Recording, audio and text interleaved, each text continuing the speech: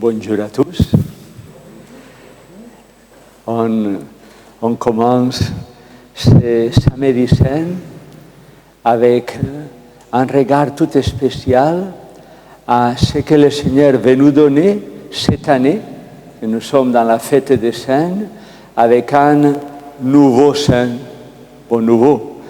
Le 5 avril a fait 600 ans qu'il est mort, à Vannes. Et c'est Saint Vincent Ferrier.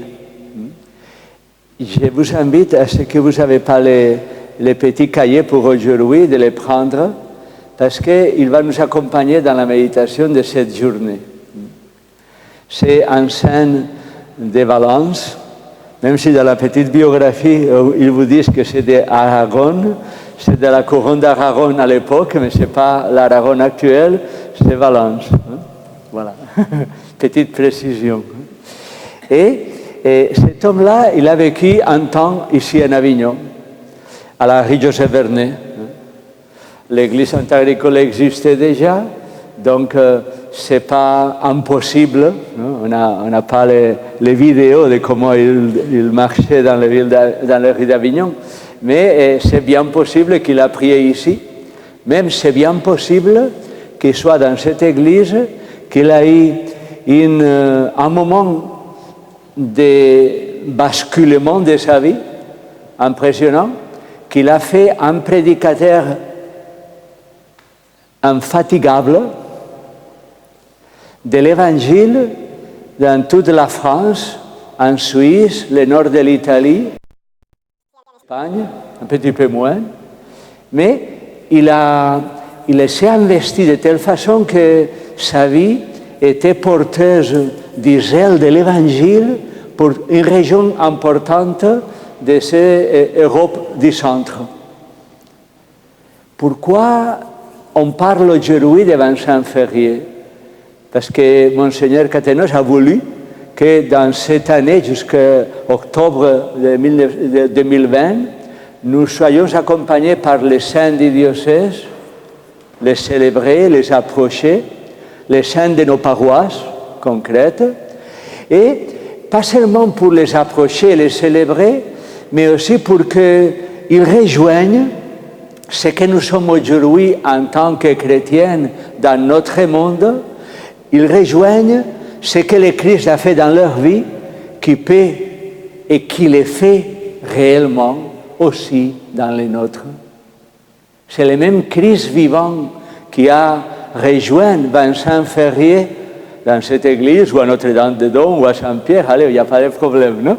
Ou au Carme, ou dans l'église dominicaine qui était ici derrière, là où il y a la rue Saint-Thomas d'Aquin. Mais cette présence vivante de Christ dans sa vie, il continue aujourd'hui à agir dans les nôtres. Pas moins. Et peut-être dans une époque qui n'est pas forcément trop différente de la leur. En fait, à l'époque de Vincent Ferrier, il était très ami du pape Pedro de Luna, Benoît XIII, que c'était un des papes schismatiques, vous savez, non? Il était très ami, tellement ami que toute sa vie, quand il était ici à Avignon, c'est à cause de lui qu'il a nommé conseiller. Il vivait chez les Dominicains, ici à Joseph Vernet, mais il allait très souvent à Notre-Dame-des-Doms. Mais dans une époque de grandes difficultés, où il y avait un autre pape à Rome, où il y avait un climat social très, très délité, et pas trop clair que le royaume de Dieu pouvait se présenter sur la terre. Il n'y avait pas les médias d'aujourd'hui, mais il y avait d'autres façons de vivre la vie sociale qui étaient très menacées. Pas que par la peste, et aussi, mais par une réalité dans laquelle les hommes et les femmes se sentaient profondément déboussolés. Et alors, dans cette situation-là, pas toujours différente de la nôtre, il y a eu cette ouverture au Christ vivant, qu'encore aujourd'hui nous vivons, de leur ouverture du cœur à la réalité. Cette ouverture du cœur à la réalité des saints est la même que le Seigneur nous invite à vivre aujourd'hui, ce matin, de Samedi Saint. Parce que le Samedi Saint, c'est une école incroyable. Moi, chaque année, c'est vrai que c'est un des jours privilégiés de l'année où plein de choses de ce que le Seigneur a fait dans ma vie s'approfondit. Samedi Saint signifie ouvre la rétine parce que la liturgie nous montre que là où nous avons prié, il n'y a rien. Combien de fois et des heures j'ai passé devant ce tabernacle tout en pensant que derrière la porte il y avait quelqu'un, mais c'est vide. Les autels sont vides. La liturgie semble avoir fait un impasse. Il n'y a rien de signe extérieur qui montre que le Seigneur vivant est en train de nous accompagner. Toute la liturgie nous invite à voir que visiblement Dieu il a pris vacances. Ou il s'est endormi. Dans une barque qui bouge beaucoup, il semblerait que lui, il est ailleurs. Et ces signes extérieurs, qui sont ceux qui font souvent dans la vie quotidienne nos allers-retours, nos incertitudes, nos tâtonnements. Oui, je vais faire des élans vers l'Évangile, mais pas trop, parce que si jamais je fais trop. Toutes ces réalités d'aller-retour sont signifiées d'une façon très belle dans les signes liturgiques complètement dénués du Samedi Saint. Est-il vrai que lui, est-il vrai que nous sommes devenus une seule et indivisible personne avec le Christ? Une phrase de cette homélie de Samedi Saint qu'on va creuser un petit peu. Est-il vrai que le Christ, en étant enseveli, s'est uni à notre chair de telle façon qu'aucun de nous n'est tout seul soi-même, mais nous sommes une seule et indivisible personne avec le Christ? Est-il vrai? Si ça était vrai, ma vie serait différente. Si ça était vrai, mon cœur serait tellement nourri que j'aurais pas besoin d'aller chercher ici et là pour voir si j'en attrape un peu. Si ça était vrai, ma capacité de regarder l'autre, non avec ce qui me fait réagir, mais avec ce qu'il est vraiment, deviendrait beaucoup plus clair. Est-il vrai? Est-il vrai que dans notre société, le Christ est à l'œuvre? Est-il vrai que l'Esprit Saint, aujourd'hui, ici et maintenant, est en train de construire un monde plus vrai et plus réel? Est-il vrai que nous avons un avenir que ce n'est pas un leurre ou une illusion? Est-il vrai? Et ces questions nous travaillent tous. Ça travaille dans la vie personnelle. Est-il vrai que je suis en train de grandir en sainteté? Ça travaille nos familles. Est-il vrai que devant moi, il y a une relation homme-femme qui est de plus en plus vraie? Est-il vrai que notre société, avec des lois qui parfois semblent aller beaucoup plus loin, de plus en plus loin de l'Évangile, est un lieu de communion dans lequel l'Esprit à l'œuvre est capable de nous amener plus loin vers ce que le Seigneur appelait royaume de Dieu? Est-il vrai? Et alors, le Samedi Saint, c'est une merveille. Parce que tous ces signes dénués ne sont pas là pour augmenter la conviction que rien ne va. Ils sont là pour nous donner une journée, c'est le commencement de cette homélie du Samedi Saint qui apparaît dans l'office de lecture, qu'on ne sait même pas qui l'a écrite, mais qui est un bijou de la liturgie chrétienne, il commence avec ces phrases: un grand silence traverse la terre, on ne voit pas trop où ça aboutit, on ne voit pas trop où la réalité vivante de Dieu est agissante dans nos cœurs et dans ceux des autres, on ne voit pas trop, mais dans ce silence, on peut apprivoiser davantage la merveille de ce qui se passe. Première figure est celle de la photo de Notre-Dame que nous avons tous vue, le feu qui tombe tout rouge, les cendres et les poutres par terre toutes noires, et une croix qui est brillante,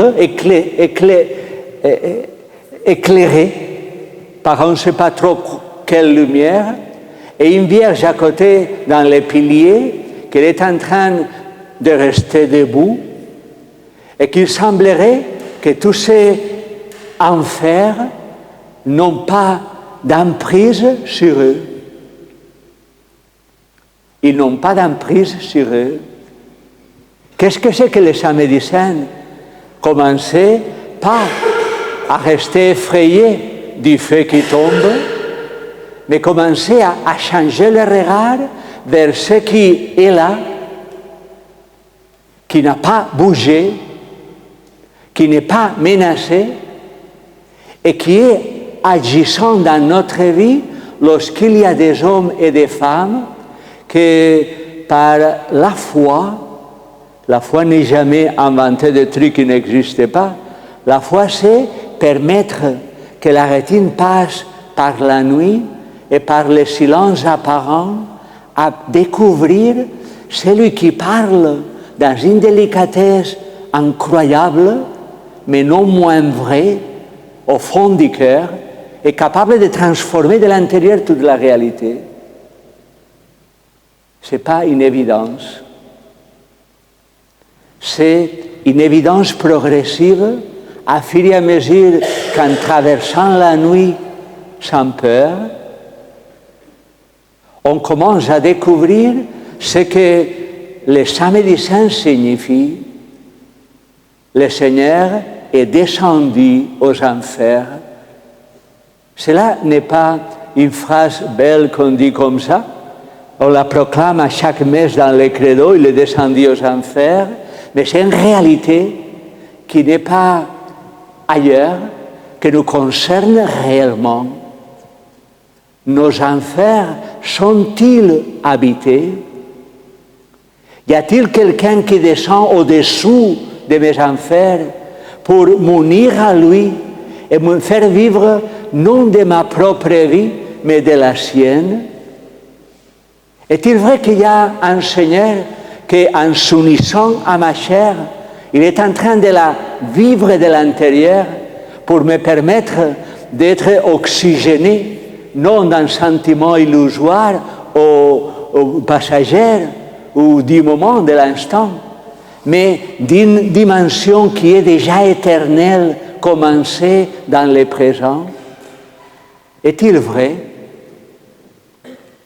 Évidemment, le cœur et l'intelligence et même nos propres forces, parfois sont en déni. Oui, vrai, mais, non? Mais c'est oui, vrai, mais est le cœur de la liturgie de ce samedi. Pourquoi ne pas passer du vendredi saint immédiatement à la Pâque? Bien sûr, parce qu'il y a eu 3 jours. Mais ces 3 jours ne sont pas par hasard. C'est prendre du temps pour réaliser encore plus profondément ce qui se passe. Prendre du temps.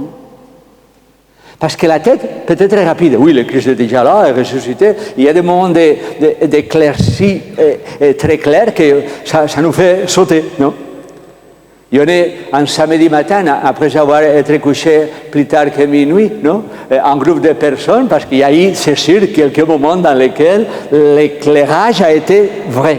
Sinon, on ne se lève pas. Hein? Voilà, le lit, il est attractif encore. Hein? Okay? Mais en réalité, si on est là parce qu'un éclairage a été fait, mais cet éclairage n'est pas seulement un petit moment, mais le Seigneur nous invite à aller pénétrer beaucoup plus profondément dans cette journée. Cela est payant pour toute l'année. Plus je réalise ce qui se passe, et plus ma vie dépasse les menaces qui me viennent de moi-même et des autres, et commence à s'ancrer dans un Christ qui n'a pas peur de descendre aux enfers, à mes enfers, aux enfers de ma société, pour de l'intérieur, et ça se passe dans un dialogue. C'est à cause de ça peut-être que nous avons pris comme prénom dialogue. Ce n'est pas dialogue. C'est parce qu'il y a une parole qui est dans un bouquin, mais la parole dans le bouquin qui s'appelle Bible, elle est là. Il y avait un père de l'Église qui disait « La parole est ensevelie dans la lettre ». Mais elle est là. Il faut perdre du temps pour la lire. Et perdre du temps pour la lire dans l'esprit. Et perdre du temps pour qu'en la lisant dans l'esprit, elle commence à me parler non seulement comme une espèce d'idée qui traverse ma tête intelligente, raisonnable, mais une idée qui traverse ma tête intelligente et raisonnable, parce que Dieu nous a fait intelligents et raisonnables, mais qui commence à prendre une profondeur dans le cœur. Elle est adressée à moi. Le Christ est enseveli dans la lettre, de même qu'il est enseveli dans un tombeau nouveau par Joseph d'Arimathie après sa mort. Il est enseveli dans la lettre. Il est enseveli dans nos corps. Chaque fois, aussi le vendredi saint, même s'il n'y a pas la messe, le Christ s'enfuit dans notre corps. Et on perd du temps pour reconnaître que le Christ, chair, donné, s'ensevelit dans ma chair. Perdre du temps. Mais dans cette perte du temps, il y a une merveille à laquelle le Seigneur est en train de nous introduire lorsque de la tête passe au cœur. Et je reconnais ce que l'homélie de Samedi Saint, que vous avez dans la page 2 du cahier d'aujourd'hui, nous dit « Le Christ, en descendant aux enfers, vient chercher Adam. » Qu'il est dans ces enfers, Adam, c'est nous. Adam est chaque homme et chaque femme qu'il trouve que les enfers pèsent trop. Et il vient à mes enfers, pas ailleurs. Et il vient et me dit, Adam, sors d'ici. Je suis venu pour te faire sortir d'ici. Et je suis venu et je suis passé par la mort pour que tu n'aies aucun doute que le don total de ma vie est capable de rebâtir la création originelle dans laquelle Dieu le Père t'a créé. Le samedi saint est l'école de revenir à ce que le baptême nous a donné, parce que par le baptême, il s'est enseveli en nous pour recréer le projet originaire que Dieu avait pour moi. Cela se passe dans la nuit. Cela se passe en écoutant. Cela se passe en ouvrant le cœur à que ces paroles ensevelies dans la lettre et un Seigneur vivant qui s'adresse à moi. Lève-toi, ma belle, viens-t'en. L'hiver est passé, les sons de la tourterelle commencent à chanter.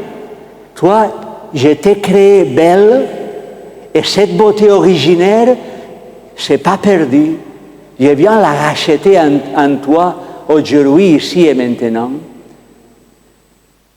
Il faut, le samedi saint, entrer dans l'école des béatitudes, mais non perçu comme un programme seulement, il est le programme, mais perçu comme les blessures de l'âme, nos blessures de l'âme, sont un lieu privilégié où la grâce du Christ peut me rejoindre. Les blessures de mon âme, c'est-à-dire là où je trouve l'inconvénient, le Seigneur en fait le lieu privilégié de m'habiter. Là où je trouve que ça ne va pas, c'est le lieu privilégié où la source de l'amour vient rejoindre ma propre vie. Pauvre, dans le langage normal, pauvreté n'est pas seulement pauvreté matérielle, et aussi, pauvreté, c'est aussi toutes ces pauvretés qui traversent ma personne. Si je n'étais pas comme ça, il y a certaines choses qui vont bien, mais hélas, si je n'étais pas comme ça, il y a des choses qui fonctionnent en moi, mais hélas, il y a un truc là-bas, c'est que lui disait le Seigneur à Saint Paul, qu'il y avait des choses bonnes en Saint Paul, un évangélisateur comme Saint Vincent Ferrier, mais il dit, ah, hélas, il y a une écharde qui m'arrache la chair et qui m'empêche de... Oh, Paul, mais toi tu es Saint Paul, oui, mais hélas, j'ai un truc. Ce truc, c'est un lieu de grâce.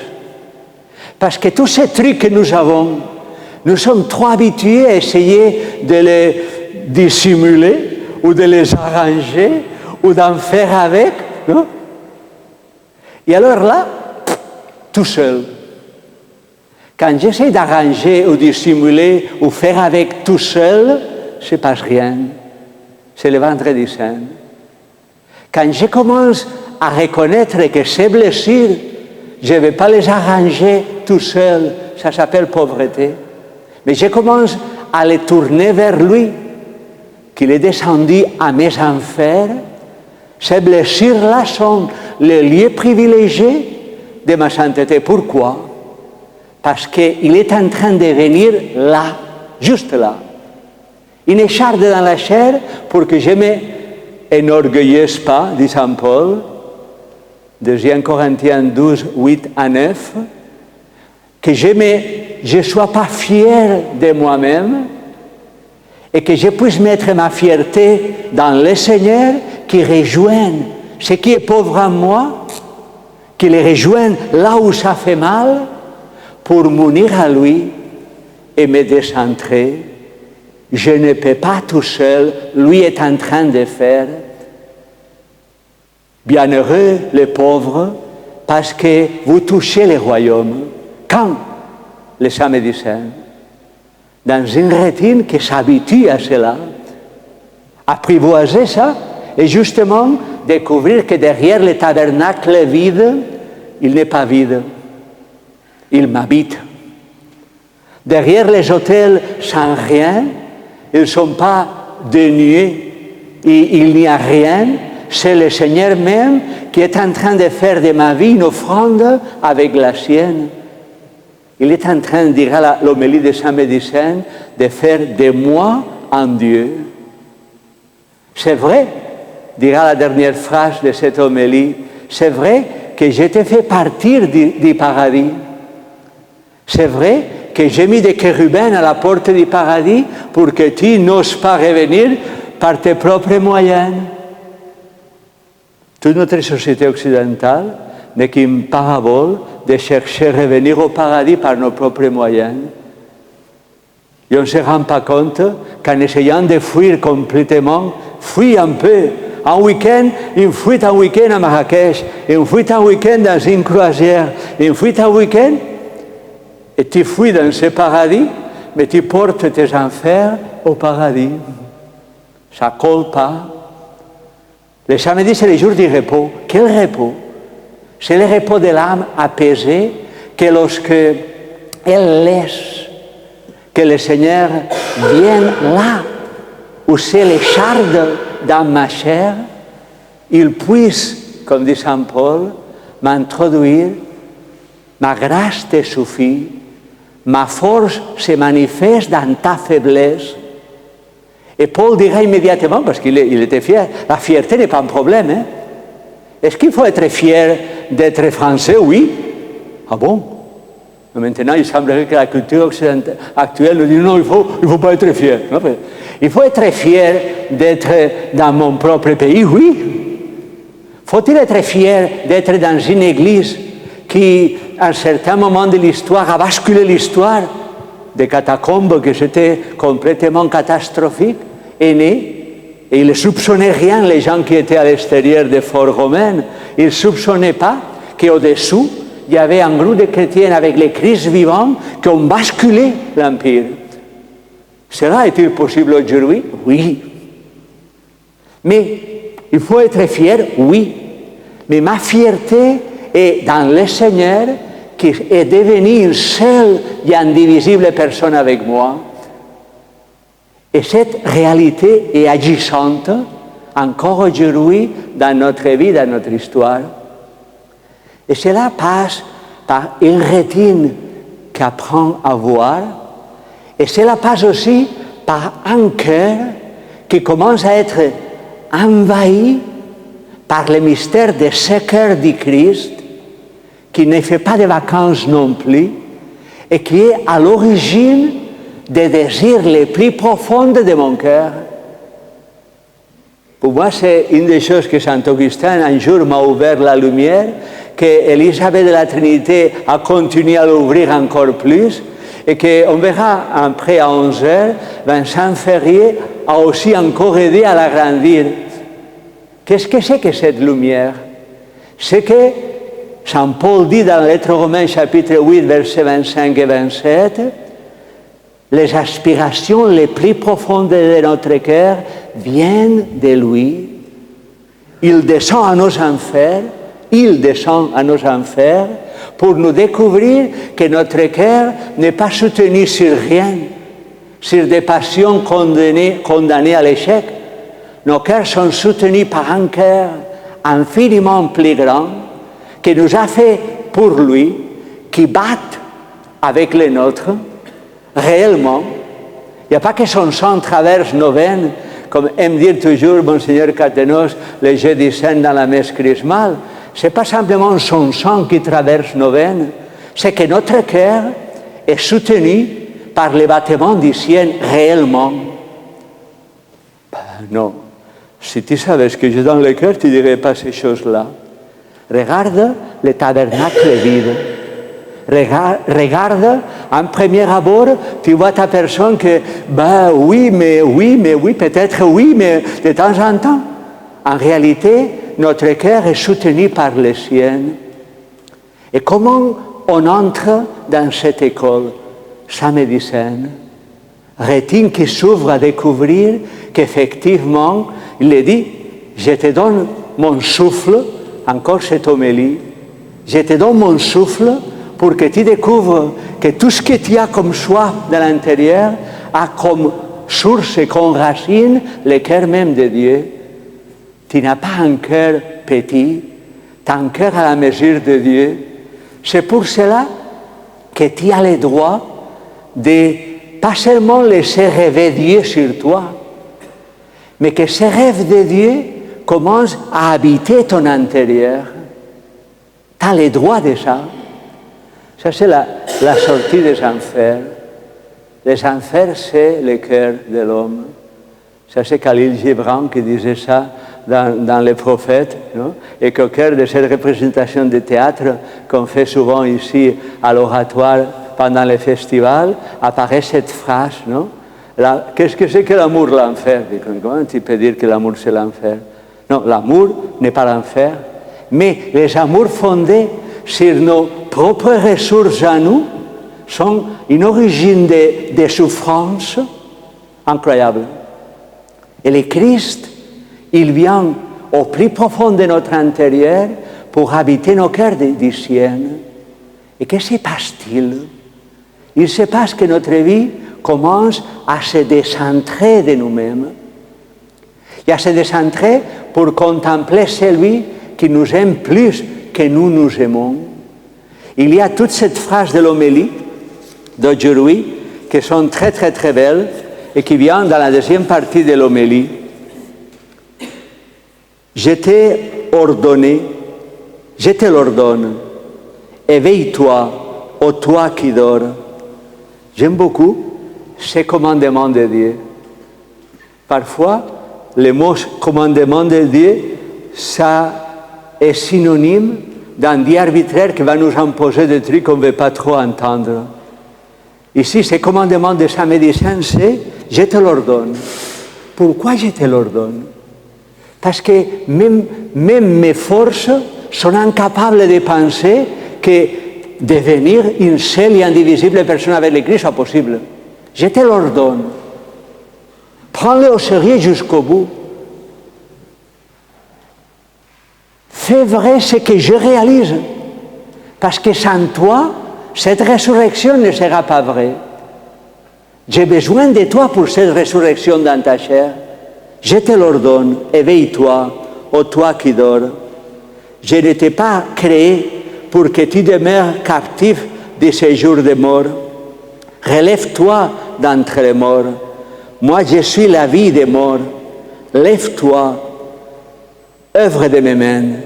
Lève-toi, mon semblable, que tu as été créé à mon image. Éveille-toi, sortons d'ici, car tu es en moi et moi en toi. Nous sommes une seule personne indivisible. Et après ça suit, c'est pour toi, ça c'est l'école du cœur de Saint Médecin, c'est pour toi que moi, ton Dieu, je suis devenu ton fils. C'est fort, hein? Moi, ton Dieu, je suis devenu ton fils. Que veut-il dire ça? Que Dieu est présent dans notre vie à fur et à mesure que, comme Marie, on voudra accoucher, engendrer la vie de Dieu en nous et coopérer à engendrer la vie de Dieu dans les autres. Il y a un engendrement qui a besoin d'une femme, d'une mère. Il y a un engendrement de la vie nouvelle qui ne vient pas simplement avec une petite poudre magique et que ça arrive. Ou des petits discours présidentiels ou des médias dans lesquels ils nous annoncent la merveille qui va arriver. Non, non, non, c'est un engendrement qui a besoin de nous. Mais cet engendrement qui a besoin de nous, je suis devenu ton fils. C'est pour toi que moi, le maître, j'ai pris ta forme d'esclave. Réalisé jusqu'où le Seigneur ici et maintenant est mon esclave. Voudras-tu te laisser libérer? Je deviens esclave de ta libération. Esclave. Voudras-tu commencer à être habité par mon cœur? Je suis là ici pour habiter ton cœur. Esclave. Voudras-tu t'unir à moi pour réaliser la maternité que j'ai faite pour toi? Je suis devenu esclave pour que tu deviennes mère. Voudrais-tu? Et alors, il continue. C'est pour toi que moi, qui domine les cieux, je suis venu sur la terre et au-dessous de la terre. C'est pour toi, l'homme, que je suis devenu comme un homme abandonné. J'aime beaucoup quand à Noël, quand je suis arrivé à Avignon, il y avait la crèche à la mairie. Au premier plan, on voyait une grande crèche. Après, 3 ou 4 années plus tard, et je ne sais pas l'actuellement, c'est un sérieux, oui, pour tout dire, parce que sinon, c'est pas politique, ça, ce que je dis, non? Mais 2 ou 3 ans plus tard, il y avait la même crèche provençale, mais il y avait la grotte très loin, non? Une petite grotte dans un coin où Saint-Joseph semblait une fourmi, non? Et puis, quelques années plus tard, il n'y avait même pas la crèche. Il me dit, il n'y a pas de crèche dans la mairie. Donc, voilà. Non, ça fait ridicule, mais il y a une chose derrière. Non? De plus en plus méprisé. C'est pour toi que je suis méprisé. Mais je ne suis pas méprisé et donc il n'y a rien. J'accepte d'être méprisé pour que toi, librement, tu puisses reconnaître jusqu'où les coins les plus derniers de la terre, je les habite. N'aie pas peur de ça. C'est privilégié, parce que quelque part, à fur et à mesure que tu vas m'accueillir, je les méprise, oui. Combien de fois le Seigneur passe en deuxième ou en troisième plan dans nos journées? Une des choses que j'ai le plus honte, je vous l'avoue, c'est une confession. Je peux me confesser, pas dire vos péchés, mais confesser les miens, oui. J'ai honte chaque fois que dans la journée, je fais une espèce de marchandage entre je vais prendre un peu plus de temps pour toi, Seigneur, ou je vais arranger des choses que je dois faire. Et ça, c'est les bonnes choses, parce que les mauvaises, je ne les dis pas. Hein? Mais ce marchandage, je suis devenu le méprisé, pas pour être méprisé simplement, je suis le méprisé, non. Je suis devenu méprisé pour que tu saches que pour toi, j'arrive au coin le plus perdu de ta journée pour si librement tu oseras me donner une minute. Il se soumet au marchandage. Mais je me soumets pour toi. Parce que si à un moment de la journée, tu vas l'ouvrir au mien, entre Facebook et le tabernacle, hein? Un peu plus de vie. Il y a 4 likes de plus. Aïe, aïe, aïe. Aïe. Je suis quelqu'un. J'ai 3000 likes. Aïe, aïe, aïe. Ça ne m'est jamais arrivé, non? Trump et Obama et tous ces gens-là, ils ont 3000 likes, non? Ok. Pourquoi j'ai dit ça? Parce que ces petits frémissements du cœur, le Seigneur se soumet au mépris, mais il n'arrête pas d'attendre. Ça, c'est le Samedi Saint. Il croit en moi plus que moi-même. Ça, c'est le Samedi Saint. Pour toi, je suis devenu un esclave. Pour toi, je suis devenu un homme abandonné, libre entre les morts. C'est pour toi qui est sorti du jardin, que j'ai été livré aux Juifs dans un jardin et que j'ai été crucifié dans un jardin. C'est pour toi. Ce jardin, pour moi, c'est toujours... je me rappelle d'un autre scène qu'on n'a pas mis ici parce qu'il n'est pas venu à Saint-Agricole. Mais j'ai cherché partout si Thomas More était venu un jour à Avignon parce que là, je l'aurais mis ici, non? C'est vrai? Et rien. Chaque fois que tu tapes en Google Thomas More à Avignon, apparaît le festival. Non? Il est venu au festival seulement. Non? Mais il y a quelque chose d'impressionnant. Stuart Mill, il est venu ici à Avignon, il y a une rue dans les quartiers vers Saint-Ruf, mais Thomas More, il semblerait que non. Mais voilà. Mais pourquoi je parle de lui? Parce que dans la Tour de Londres, menacé de mort, dans un texte que pour moi c'est le Samedi Saint pleinement éclairé, il dit « Si ma mort servirait pour que moi et mon ami Henri VIII, qui l'a tué, l'a décapité, non? On se promène ensemble par les allées du paradis, ça vaut la peine. » Ça c'est le Samedi Saint. C'est-à-dire la communion est possible. Mais s'il va me décapiter, non, la communion est possible, dépasse le décapitement. Pour toi, et qu'est-ce que disait Thomas More? Dans les jardins, en méditant la passion, les jardins, c'est le lieu de la passion, Gethsemane, c'est le lieu de la nouvelle création. Des relations nouvelles de l'homme et de la femme, des Grecs et des Juifs, de l'esclave et libre réellement. Mais s'il m'a décapité, s'il m'a détruit la vie, si c'est un pervers qui fait de moi mal continuellement, si c'est quelqu'un qui me détruit, me pourrit, me veine,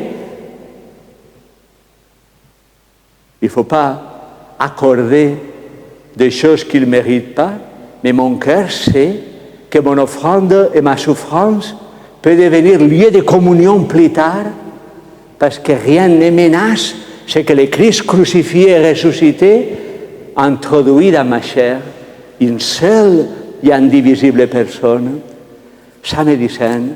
Et dans cette école, on va voir presque immédiatement, avec Vincent Ferrier, jusqu'où cela a des conséquences pour notre présence de chrétiens dans le monde d'aujourd'hui. Voir le ciel et l'enfer, se réaliser ce qui se passe aujourd'hui pour être des témoins non de mièvrerie, mais de la vie nouvelle, au prix de la don de la vie totale de Christ pour les hommes. Amen.